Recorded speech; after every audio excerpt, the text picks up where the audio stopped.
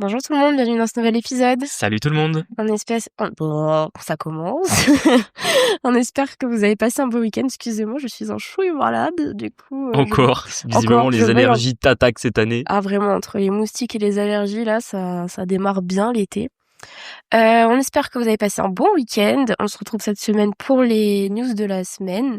On commence par s'excuser. Ben justement, j'espère que vous avez passé un bon week-end férié parce que bon, je t'explique, hein, désolé, je t'ai un peu coupé la parole. Non, mais vas-y, je t'en prie. Il y a eu un petit bug Spotify. En fait, on a fait un super épisode avec Thomas, un invité avec qui on a enregistré un super parcours. Ouais, très intéressant, Thomas. Tout à fait. Avec pas mal de recul et tout sur les choses. Il est un chouille plus âgé que nous, mais quand même assez jeune et franchement, quelqu'un qui se bouge, donc très inspirant.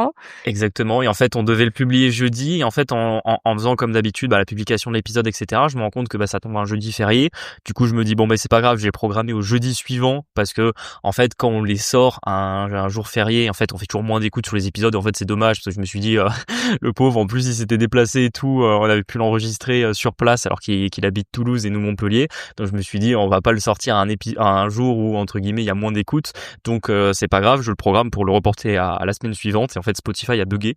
Du coup, il est sorti quand même le jour férié. Et du coup, forcément, je l'ai supprimé, je l'ai republié sur la bonne date. Donc peut-être que vous l'avez vu passer, peut-être certains. Je crois qu'il y a eu quelques écoutes. Ouais, je crois qu'il n'est pas resté super longtemps. Il est resté 1 heure, un truc comme ça. Ouais, 2 heures parce que je sais plus. Je crois que normalement, je l'ai fait sortir à 6 heures. En fait, à 8 heures, quand j'ai ouvert mon ordi, je me suis rendu compte qu'il était dispo.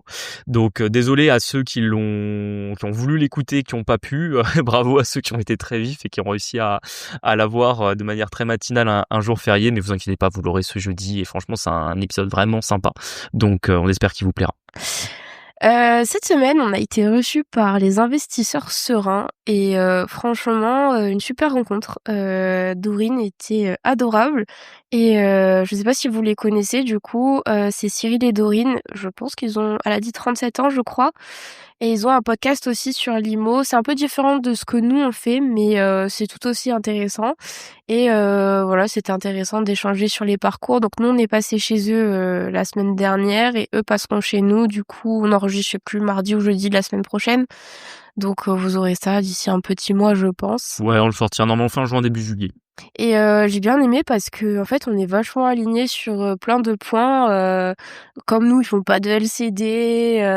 On a parlé un petit peu du patrimoine, du régime matrimonial, tout ça. Et en vrai, on est vachement alignés. Donc c'était vraiment sympa. On a passé un bon moment. Au final, je crois que d'habitude, normalement c'est genre 50 minutes. On est resté 1h15, un truc comme ça. Ouais, complètement. Et je pense qu'en plus, si on avait pu durer, on aurait duré.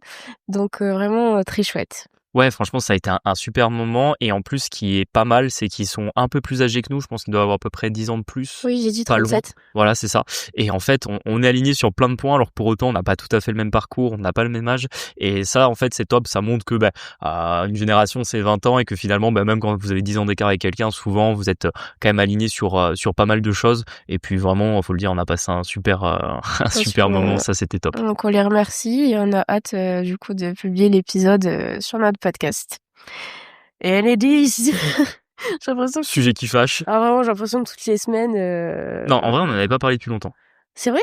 Dites-nous si on n'en a pas parlé depuis longtemps. Moi, j'ai l'impression qu'on en parle toutes les semaines. Je pense qu'on en a trop parlé, ça c'est oui, mais est-ce qu'on en parle toutes les semaines ? Non, quand même pas, parce qu'en fait sinon, c'est vraiment que on n'aurait pas grand-chose à dire vu qu'il se passe absolument rien. Non, je plaisante. Cette semaine, ils nous ont inventé un nouveau truc nécessaire. Même notre maître d'œuvre qui gère plein de chantiers Enedis, elle ne savait pas vraiment... Alors, elle savait ce que c'était, mais elle comprenait pas pourquoi ils nous l'ont demandé. Ils nous ont demandé un PGOC pour ceux qui s'y connaissent un petit peu. Ça s'appelle un plan géoréférencé des ouvrages construits.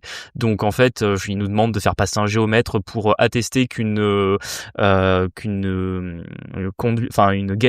qu'ils ont eux-mêmes posée est bien à la place que eux-mêmes ont fixée. Donc c'est le serpent qui se mord la tête, surtout qu'en fait ça on sait que des fois quand Enedis peut le demander sur certains chantiers, mais normalement c'est leurs équipes et leurs sous-traitants qui le font parce qu'en fait ils l'enterrent autant qu'ils fassent. Faut juste faire passer une machine en fait. Donc tu mets la terre dessus, vas-y. Ouais, il y en a pour même pas 1 heure et le souci c'est que du coup ils nous ont demandé de l'avoir en urgence. urgence parce que visiblement on devrait enfin avoir le cours en fin juin.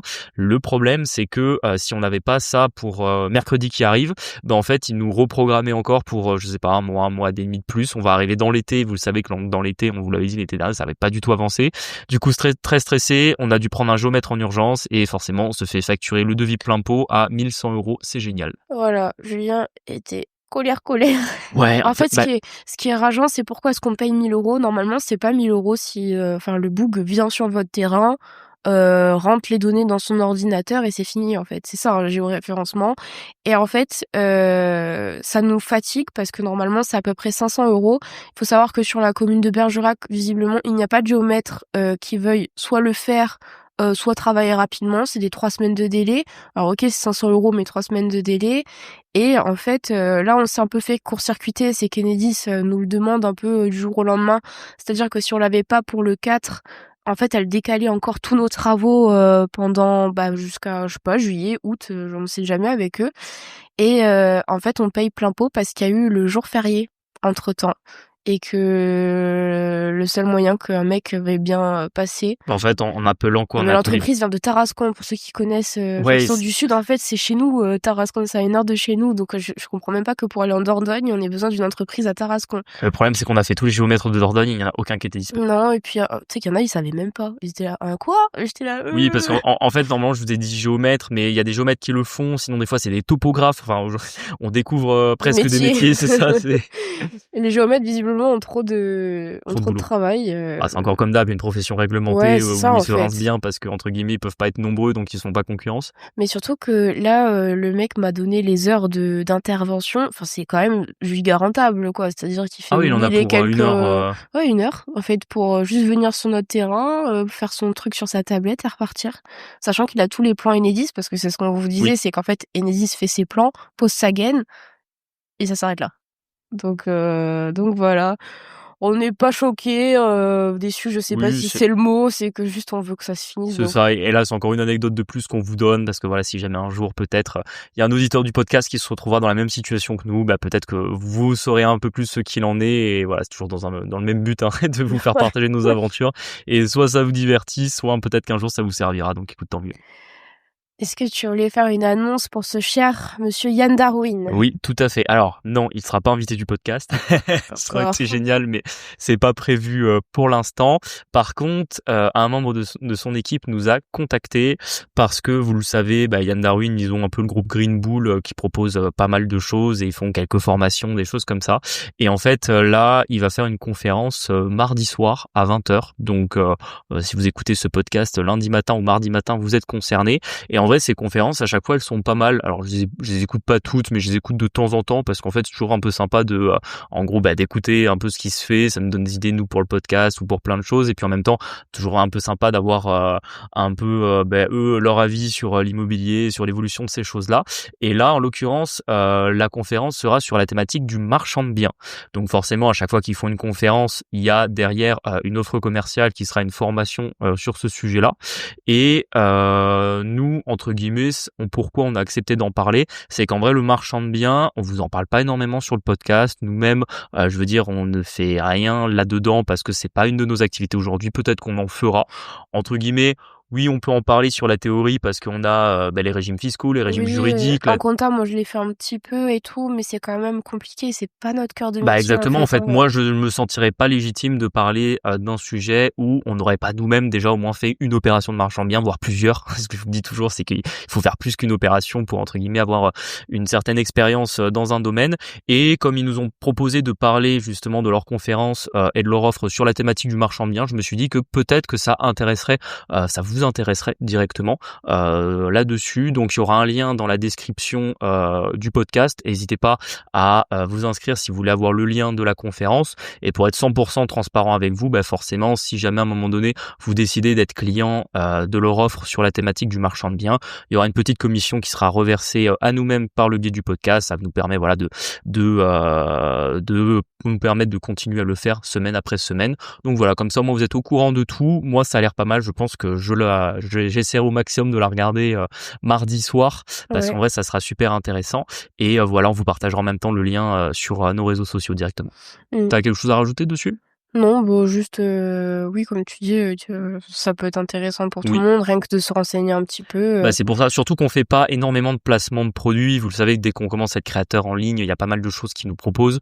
Le problème qu'on a toujours, c'est que pareil, de un, on veut surtout pas dans notre thématique vous envoyer vers quelque chose qui sera pas bien, qui sera au pire des cas une arnaque, sinon peut-être quelque chose de cher ou de pas efficace. La seule chose aujourd'hui qu'on vous propose par le biais du podcast, et d'ailleurs on n'en a pas parlé depuis longtemps, c'est Kenny ouais, pour le biais des assurances, parce que nous-mêmes on les utilise, qui sont toujours très réactifs quand on a besoin d'un contrat. En plus en ce moment on est en train de quitter Allianz, chez qui on ouais, avait pas mal de contrats, donc justement on en rebascule pas mal chez eux.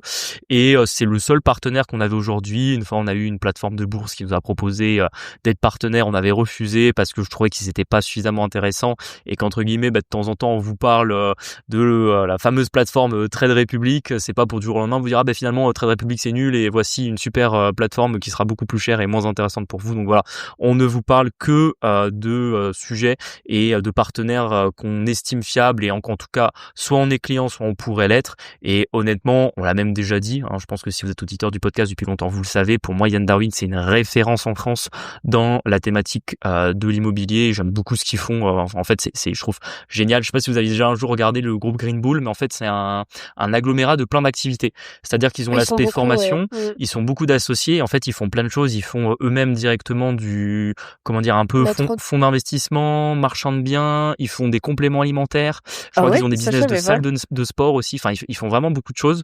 Donc c'est intéressant de voir un peu des fois des boîtes qui n'ont pas qu'une activité, qui font beaucoup de choses. En plus bon ils sont partis à Dubaï parce que voilà ils en avaient marre de la France, etc. Donc on se retrouve quand même avec eux sur pas mal de sujets et du coup voilà ça nous dérangeait pas d'en parler et comme ça au moins vous savez tout. Et juste par contre, tout ce qui est marchand de biens, tu penses ça s'adresse à qui en particulier? Pour moi, le marchand de biens, il y a 2 profils qui peuvent l'être. Alors le premier, c'est celui qui a fait un petit peu d'immobilier locatif et qui veut pas en faire plus et qui veut tout de suite partir dans le marchand de biens. Et Ouais. effectivement, se former, pour moi, sur ce sujet-là, Ah, c'est c'est important. obligatoire, Et c'est quand je dis obligatoire. former, je vous dis pas entre guillemets acheter une formation, mais je veux dire renseignez-vous quand même bien, essayez de vous associer peut-être avec un marchand de biens si vous voulez en faire. Enfin, vous lancez pas comme ça à corps perdu si vous n'avez pas au moins déjà la théorie et un peu d'expérience là-dedans.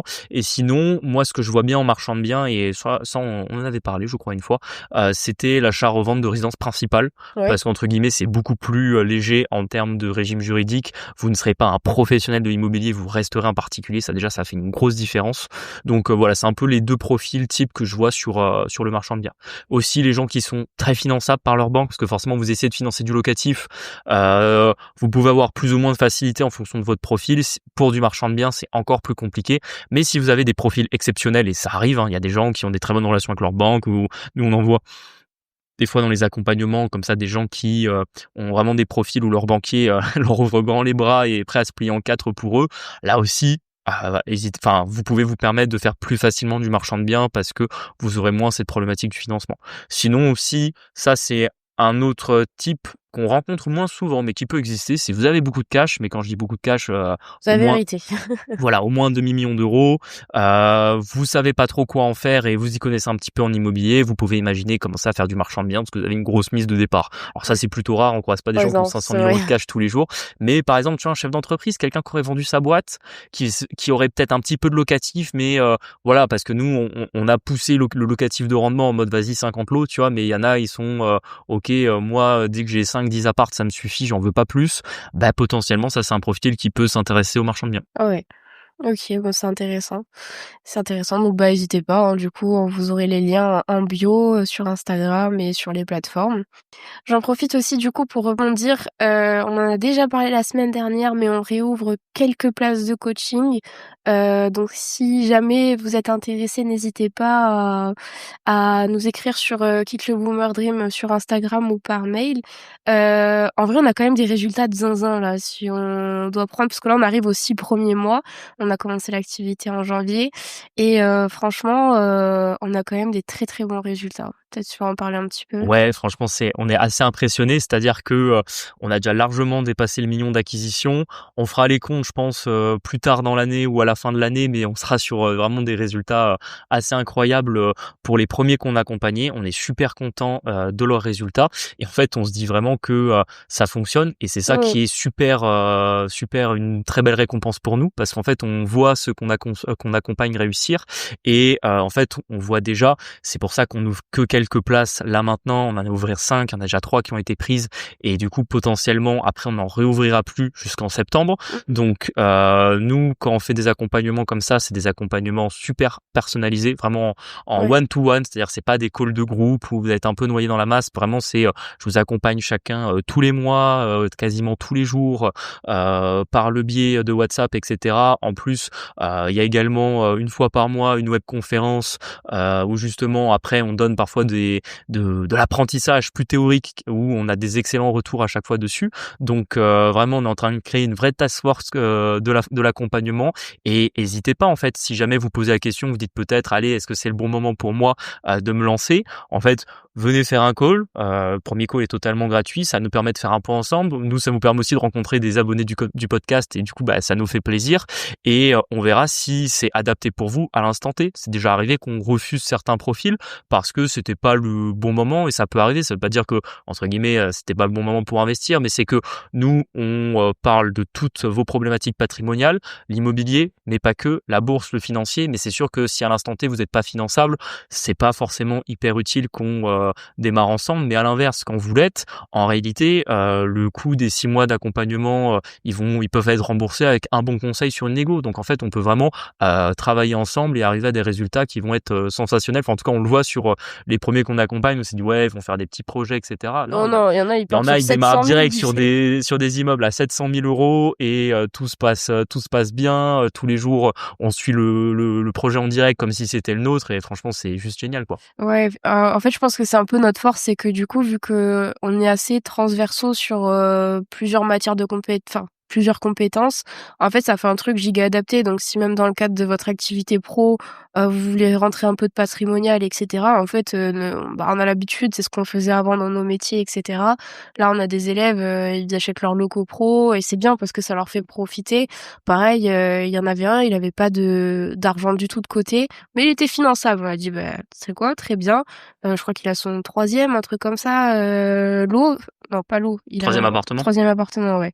Alors je veux dire, on a des bonnes stratégies, donc si, vous vous posez la question, c'est qu'il faut pas trop hésiter. Quand Ouais, il y a un doute, il y a pas de doute, comme on dit. Donc exactement. hésitez pas à réserver un call avec nous, ça n'engage à rien et c'est surtout que ça permet de passer à l'action et surtout, comme tu dis, en fait, je pense qu'on n'ouvrira pas énormément de place parce qu'on vu qu'on fait quelque chose de très qualitatif, on est très proche de nos élèves et cetera, bah, forcément on peut pas en prendre, 40, en même temps Ouais, quoi non, ça, donc c'est pas possible. Jerry va nous faire un burn-out Ouais, après. exactement. Donc si jamais ça vous intéresse, n'hésitez pas à nous écrire sur Instagram, Quitte le Boomer Dream ou par mail, quitteleBoomerDream@gmail.com. Parfait. Donc voilà et là on avait noté un ça me fait rire, non mais parce que c'est vraiment une blague de copain à Julien. Je voulais absolument le caler dans le podcast. Je sais même pas s'il écoute, Maël, le podcast. Non, il écoute pas. C'est un très bon pote qui m'a envoyé cette anecdote-là et c'est vrai que ça me plairait, mais je crois pas qu'il est auditeur du podcast. Enfin, il a peut-être écouté, mais maintenant il écoute pas régulièrement. Mais si jamais tu passes par là, Maël, dédicace à toi et merci pour cette anecdote parce que vraiment elle nous a fait pas mal rire. En fait, il a des cours. Je vais pas rentrer trop dans les détails parce que ça a pas trop d'importance, mais voilà, il a des cours de droit actuellement et en fait il est tombé sur un prof. Je pense que c'est pour ce qu'on peut appeler C'est dans notre langage le boss des boomers. le boomer originel. Exactement. C'est-à-dire que le mec, il m'a carrément enregistré le passage, il m'a envoyé le vocal, j'avais hésité à vous le faire passer dans le podcast, mais la qualité va être nulle et on a, enfin, ça dure 30 secondes, je trouve que c'est plus sympa si je vous le raconte, c'est qu'en fait, le prof s'adresse directement du coup à sa classe qui est constituée que de gens qui ont entre 20 et 30 ans et lui dit oui, alors vous imaginez votre génération, vous dites que nous, les boomers, c'était facile pour nous d'acheter de l'immobilier parce que ça coûtait pas cher, mais rendez-vous bien compte qu'à l'époque, les taux étaient à 10%, j'aurais bien voulu vous y voir, vous réussir à acheter de l'immobilier avec 10%, enfin vraiment 6% d'intérêt, pardon. Et vraiment, il a poussé comme ça pendant 1 minute son speech sur le fait qu'en gros, les jeunes ils chouinent et que c'était beaucoup plus dur à son époque.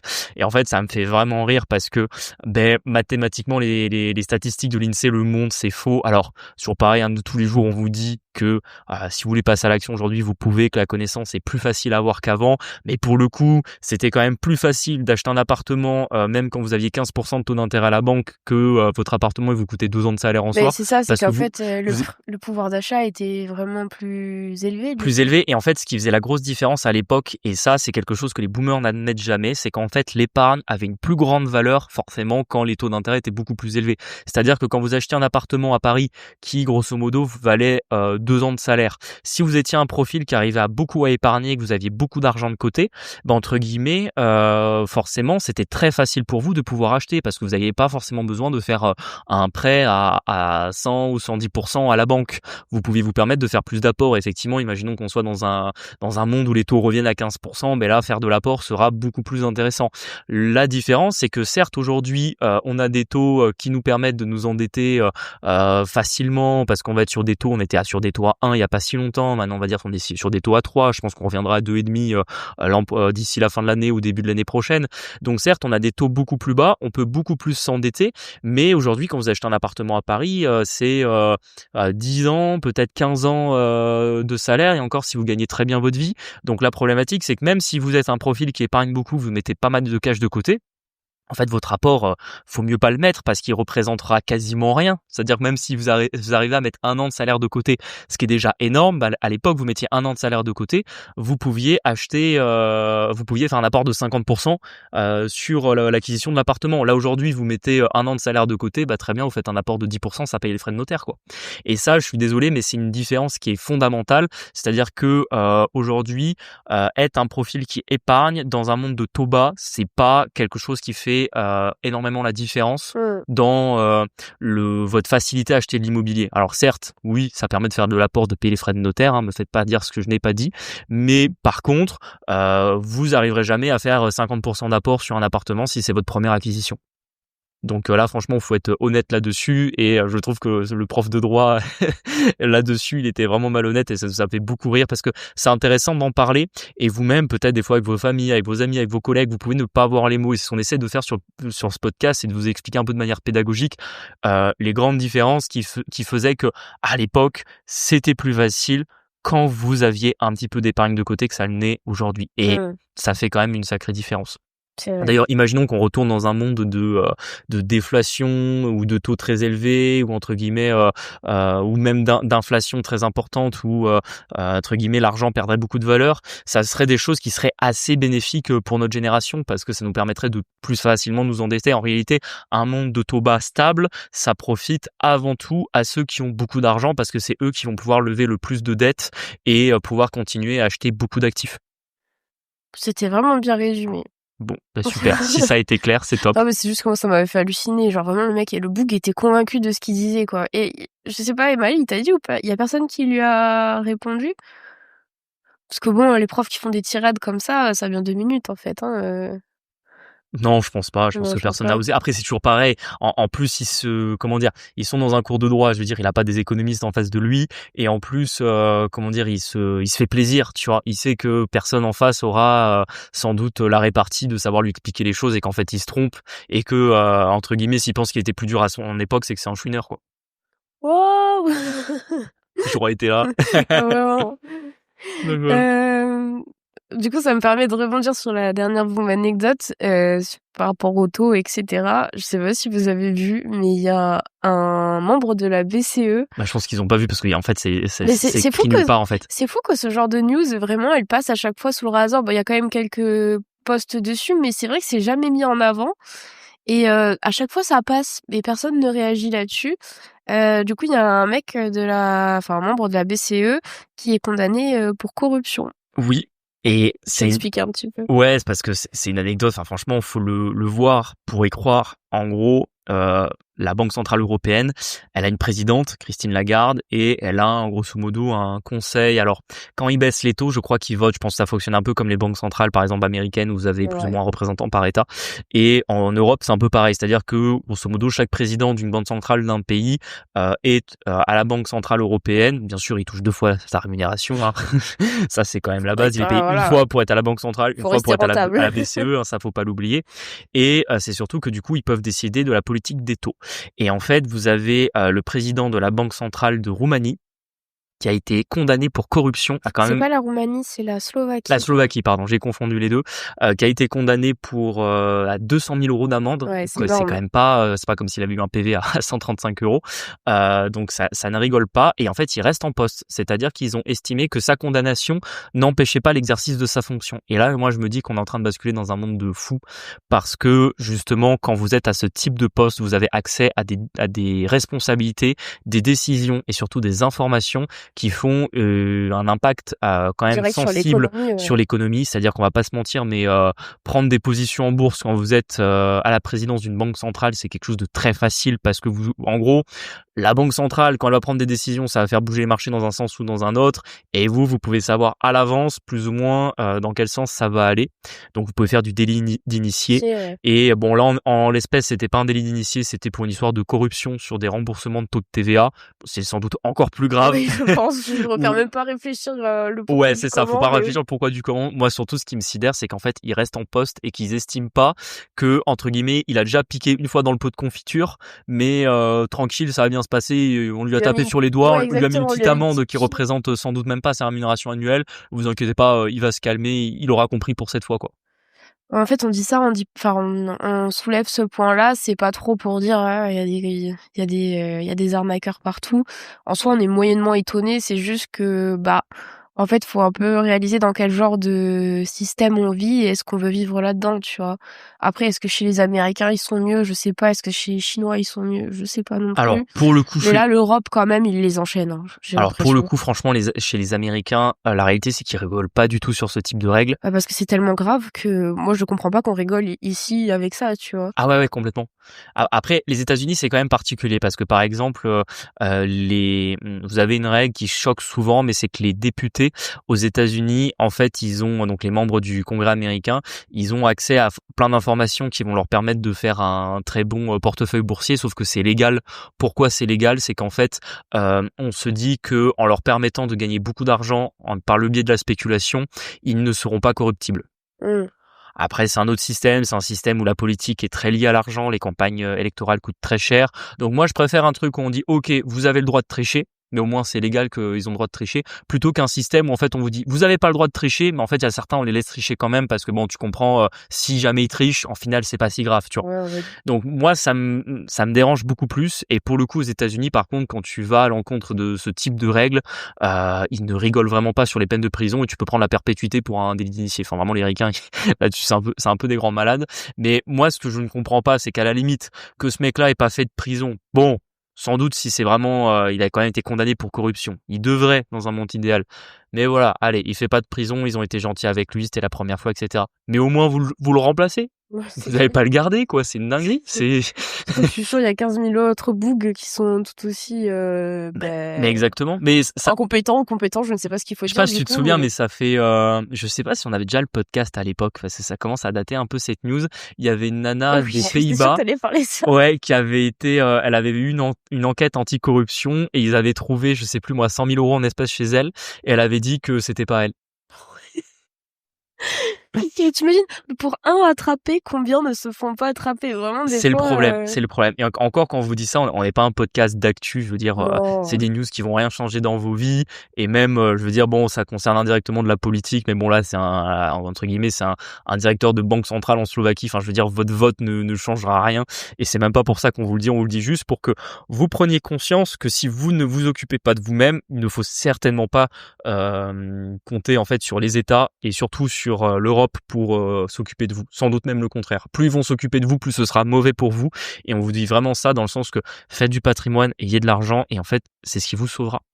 C'est vraiment ce qui vous sauvera, ça vous donnera les mains libres pour pouvoir faire autre chose si à un moment donné il dépasse vraiment trop les bornes. Et On sait pas, tu vois, c'est de la spéculation. On peut se dire que dans 50 ans, ça ira mieux, que dans 50 ans, on sera, tu sais, un peu, si vous regardez la série The Last of Us, en fait, l'Europe, ça sera la FEDRA, tu vois, vous avez la ref. Donc, on sera sur une giga dictature où, entre guillemets, il y aura un petit nombre qui mangera et les autres crèveront la dalle.